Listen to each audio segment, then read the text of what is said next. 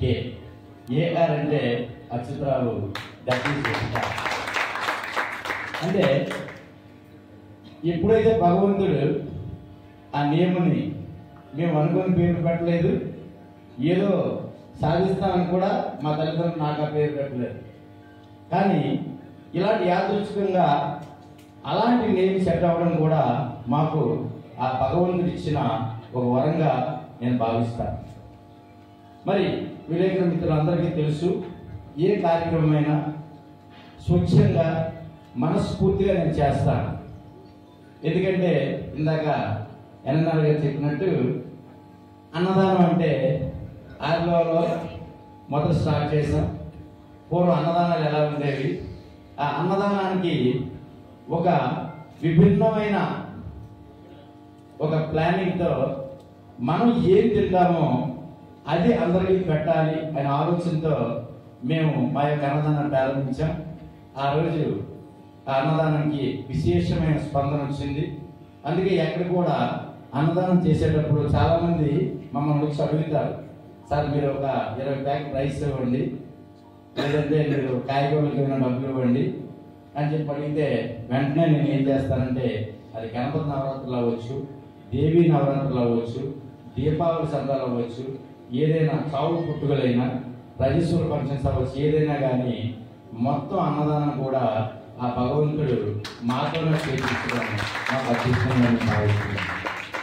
మరి ఎన్నోసార్లు ఒకటే ఆలోచించాను, ఈరోజు పబ్లిక్లో ఏ యొక్క విషయమైనా బయటకు వస్తుందంటే అది ఒక్క విలేకరు వల్లే. ఈరోజు పబ్లిక్లో మంచిగా చెడైనా బయటకు చెప్పేది తెలియపరిచేది విలేకరు. కానీ ఆ విలేకరి యొక్క బాధ మాత్రం ఏ ఒక్కరికి తెలియదు. ఎందుకంటే ఒక వార్త సేకరించాలంటే తను ఇంటి దగ్గర స్టార్ట్ అయిన నుంచి బండిలో పెట్రోల్ ఉందా లేదా చూసుకున్న దగ్గర నుంచి తిరిగి వార్తని మళ్ళీ ఆ సంస్థకు అందించినంత వరకు, మరుసటి రోజు పేపర్లో వచ్చినంత వరకు ఆ విలేకరు శ్రమిస్తాడు. నేను నిద్రపోడు. ఎందుకంటే తను ఒక మెసేజ్ని బయటకు ఇవ్వాలనుకున్న ఆలోచన కాబట్టి తన కష్ట నష్టాలకి శరీర ఆరోగ్యం కూడా తను చూసుకోకుండా, ఆకలి దప్పులకు కూడా తను చూడకుండా ఎండనక వాననక తను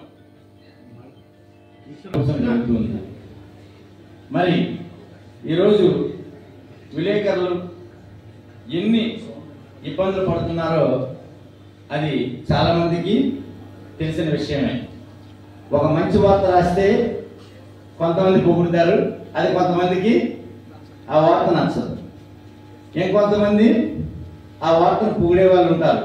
పొగిడే వాళ్ళు పొగుడుతారు, కానీ నీ బాధ ఏంటయ్యా, నువ్వు ఏదైనా చేసేటప్పుడు ఆ తన ప్రాబ్లం ఏంటనేది ఎవరు అడిగే పరిస్థితి ఉండదు. మరి యూనియన్స్ అన్నింటికి కూడా నేను ఒకటే చెప్తున్నా, ఎన్ని యూనియన్స్ ఈరోజు విశాఖపట్నంలో మనకు తెలిసిన నిన్న ఒక 2 యూనియన్లు ఫంక్షన్ జరిగాయి.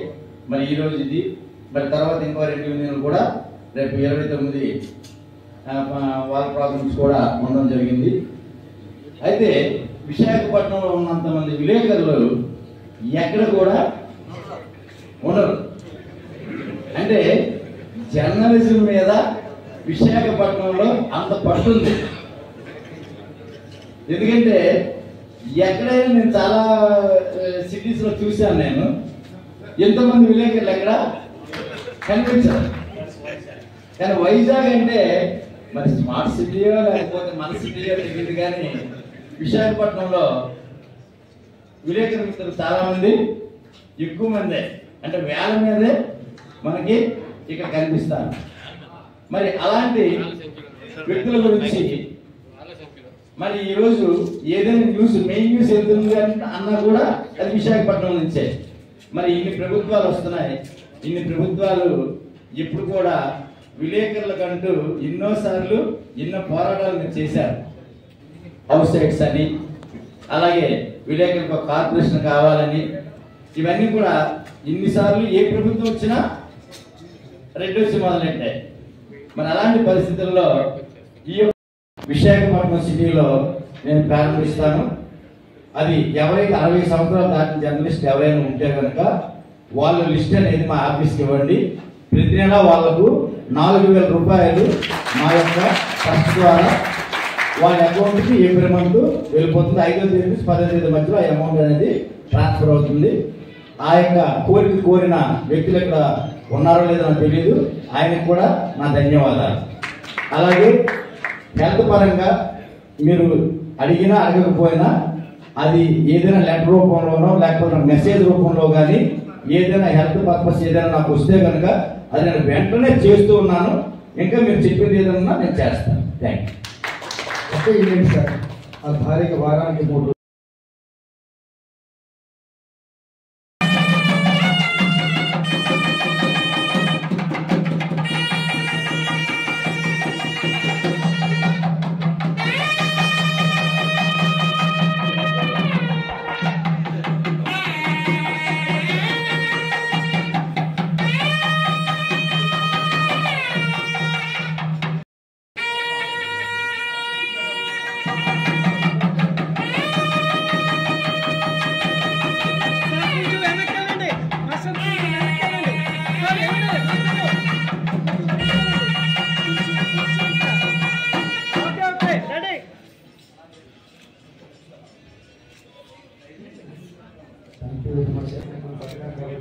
జీవితాంతం మీకు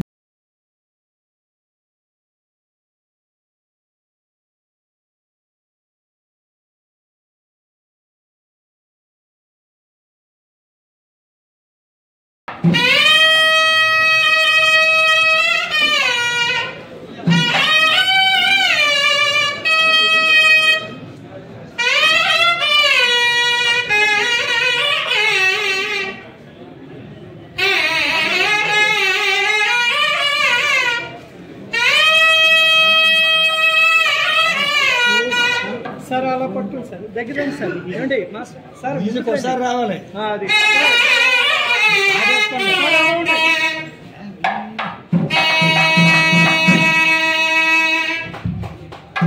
సార్ ఒకసారి అలా చూడండి సార్, దగ్గరండి సార్. 1 more sir. గుడ్.